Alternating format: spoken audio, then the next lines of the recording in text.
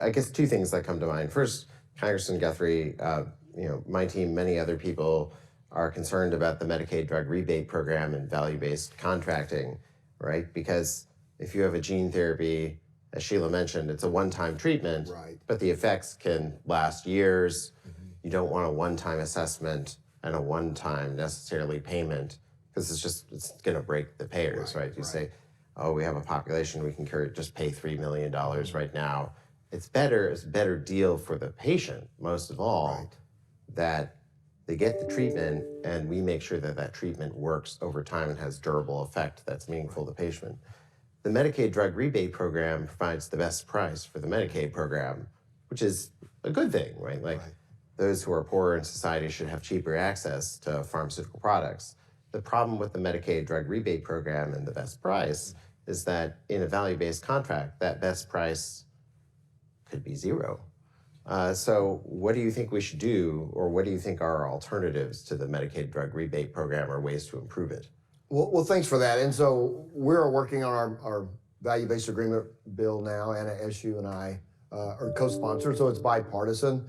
I actually thought nothing's really unanimous in the House anymore, but I thought it should have been close to unanimous moving forward. And there were people who opposed this provision, and their argument is it undermines the Medicaid rebate program. And so that assumes that state negotiators are going to negotiate a worse situation for themselves.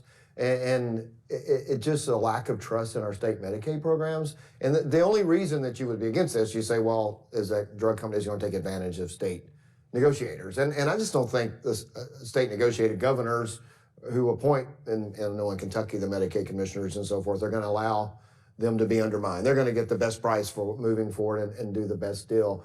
And so I think it's a false alarm to do that. I think we should move forward with value-based agreements. I mean, it had it was interesting. It was really strong support on the committee from members of the party opposite of mine that were from California who seemed to be around a lot of this moving forward. It seemed to be that was the votes that we had. And then when you brought up this deals with people having access to sickle cell treatments, I just couldn't quite grasp. And so the other side would argue that, well, there's a rule in place. Let's let this move forward. Why don't we have to codify this? It's premature.